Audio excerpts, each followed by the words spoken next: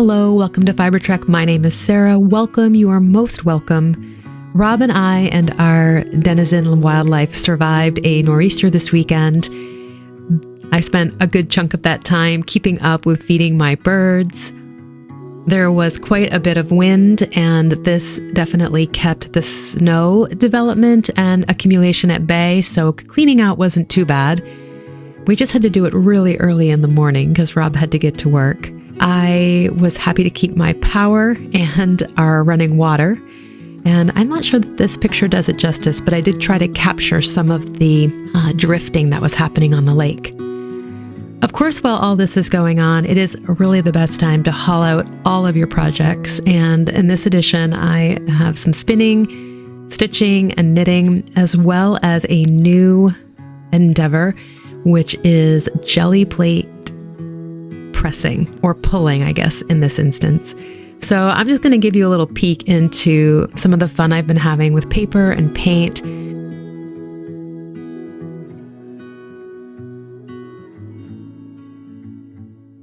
Let's get started with some knitting.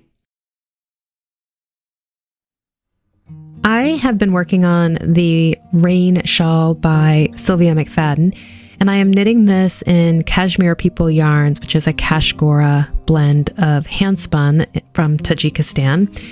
And I really wanted to incorporate two colors. The original shawl is done in one solid color, but I thought that using the light blue for the lace inserts would be a great way to kind of use up some of my yarn and create a beautiful end result. I had a little trouble figuring out on the first short row insert how I could manipulate my stitches to avoid that kind of dash of light blue yarn on top of the dark blue surface and the garter stitch. But I was able to grease up my spatial wheels, and on the second insert, I realized I needed to just slip all my stitches back onto my left needle and knit across the row versus continuing on once I had finished the chart. So I'm really quite pleased with the end result, and I'm looking forward to having this in the wardrobe. Now, I have been working on the Bressay by Marie Wallin for 2 years now. I can't believe it. It is from her book Shetland, and I re-engineered this sweater knit from the top down, and I finally finished all of the color work on my last sleeve this weekend. I really love her patterns, and I love her color aesthetic, so I bought a kit from the Woolly Thistle in the Jamieson Spindrift, and that's primarily what all of these designs are done in. And when I finished that color chart, I kind of felt a little sense of loss about not having any color work on the go. I'm sure you can hear Ruby in the background. So I decided that I wanted to just take a look at some of the other designs in the book. I really love this Scalloway tam, and I thought that would be a nice kind of way to engage with color without having to commit to a full sweater. Some of the sweaters that she designs are knit flat in color work, and that doesn't appeal to me at all. So that's an easy thing for me to make a decision around, because I'm not really sure I want to re-engineer another sweater. The burra cowl, which is here, is really appealing to me as well, especially to use up scraps. I love the idea of the samfree, but that is an example of one of the sweaters that is knit flat and pieced.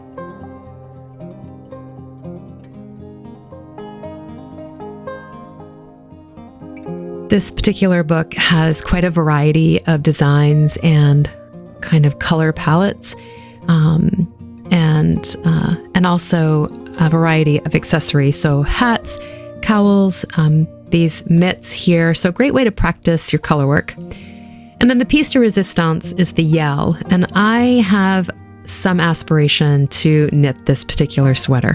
So I'm thinking this will be my next color work design endeavor from Marie Wallin. I'm really looking forward to picking out the colors for that.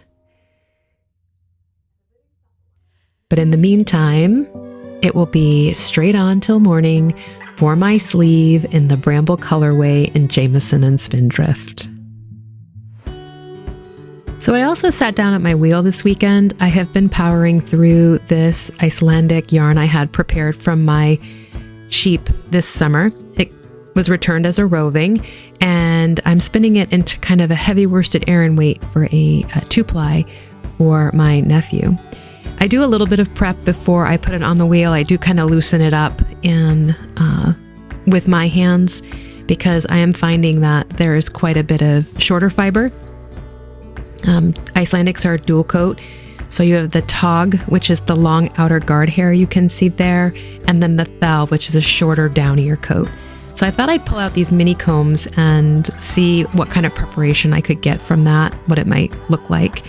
Combs are really great because, as you can see, it does leave all those weak, short fibers behind the tines.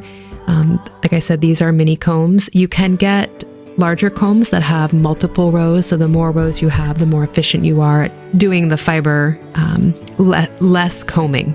Good job, Sarah.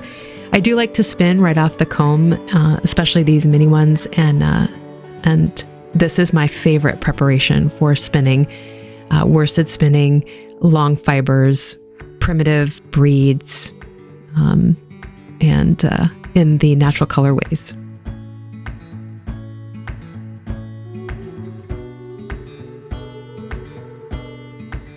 I also hauled out some stitching that I've been working on. This is a project of Applique from Yoko Sato's Scandinavian Quilts. It's her mushroom trug. And you can see that it requires a little bit more eyesight, light, and general dexterity than perhaps I'm used to. I have featured this project prior, but I was really excited to get it back out to play around with some of her beautiful fabrics and add another mushroom to the group.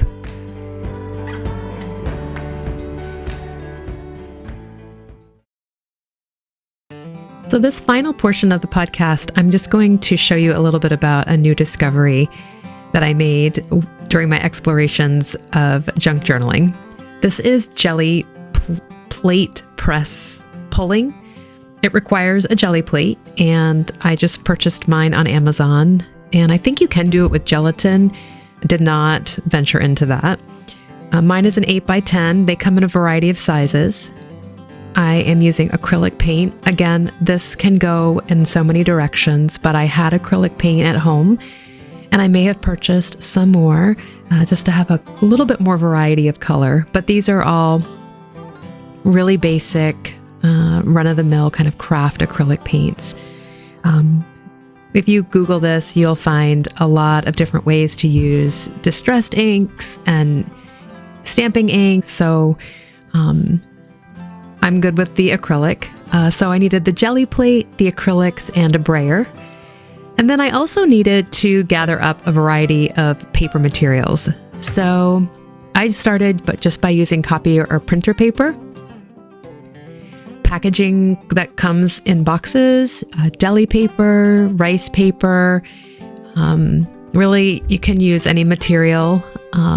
Just give it a try. I use cardstock and some other fancy cut papers that I use for my Cricut. You can see I created a variety of prints here, and I'm kind of going through these to decide what I want to do.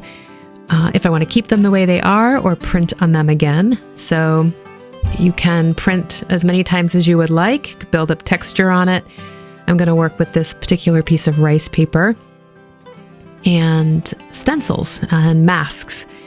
So I just cut these and wanted to give it a try and see how it would all work out as far as what type of print. Now, I'm really addicted to this. Once I get set up, it's really hard for me to stop. I get very much into a zone. I don't check my phone. I don't check the fire. I don't think about all of the other pieces that have to get done in a day. So it's a really meditative space for me to be. So putting the paint on is probably the trickiest part, is figuring out how much paint is too much and how much is too little. And that's always the finesse piece that I'm still learning. But I just brayer on some paint, and I'm going to lay down my stencils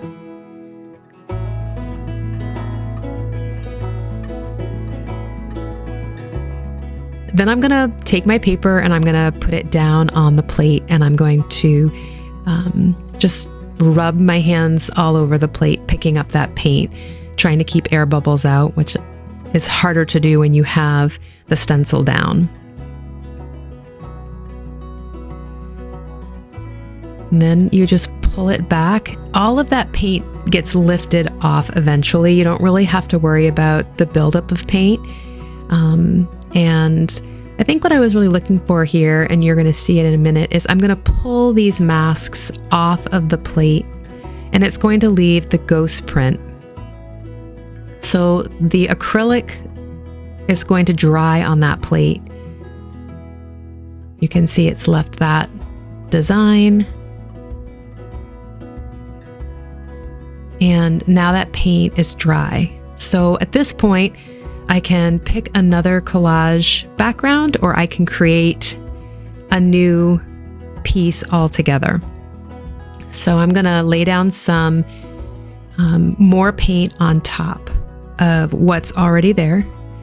And this is where that kind of tricky, how much paint is too much? Will it still lift the surface paint off when I pull off the top layer? So I'm not sure how successful I am on this particular demonstration, but there is another one later on. You'll see it. I think it just captures a little piece of that stencil. But again, you can just kind of keep going, building up color, pulling up the color that was used, 3 pulls ago. And that's what really kind of creates these very individual, never to be recreated pieces again. So, it's really, for me, hard to stop. And again, I think I mentioned it last time, that this particular craft that I'm participating in and makes me really engaged, and I've been enjoying that. So I'm using these papers in my journal designs, and I will show you some of that a little bit later in the video.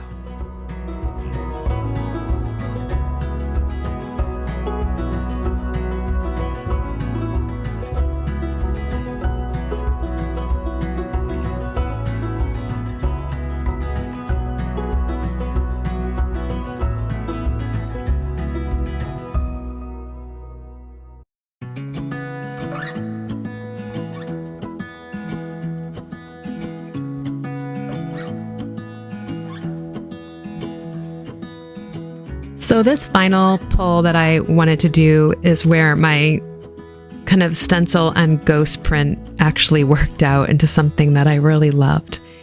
So I'm using Liquitex acrylic paint. It's their basic set. I really like to use a lot of metallics in the pulls that I do. I think it just adds something really interesting to the overall texture.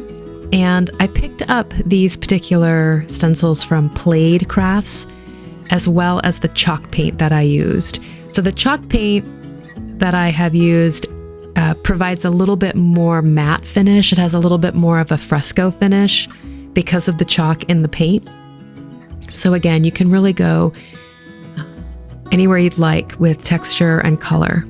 So we've left the ghost print here, and I am putting on like a magenta. That is another challenge I've put to myself. It's to use colors that I would not normally gravitate to or use in my work. And the end result for this particular one is stunning. Like, you pull it off the plate and you're like, oh my gosh, it is like everything and more. And you can't believe that, it came off the plate. So you can see this is just the tip of the iceberg for the papers I've created. You can do fronts and backs. I've taken some of these and coffee dyed the back. And just again, using different textures, different metallics, and I just kind of like the collage look of the paint. So in journaling, I've been able to incorporate, well, we can get into that, but that front cover was decoupage napkins, which is coming up, don't worry. But this is a journal I've put together, and here's an example of some of the collaged papers put into the journal, just to add some more texture, as I've said before, and something different for other people to collage on top of. So this is going out in the mail very soon. And again, using found books and found images.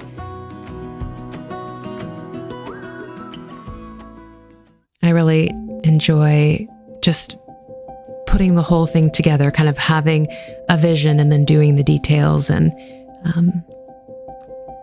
fooling around with different shapes and how to kind of create like the paper look that you want.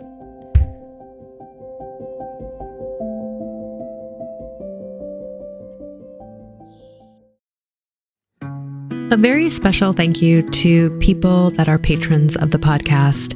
So much appreciate the financial support that you lend to this project. And a deep, heartfelt thank you to everyone who comments and shares insight and who takes some time to check out what is happening in my neck of the woods. Until next time, I wish you all the best. I hope that you are in good spirits, and I look forward to seeing you on the next episode. Take care. Bye.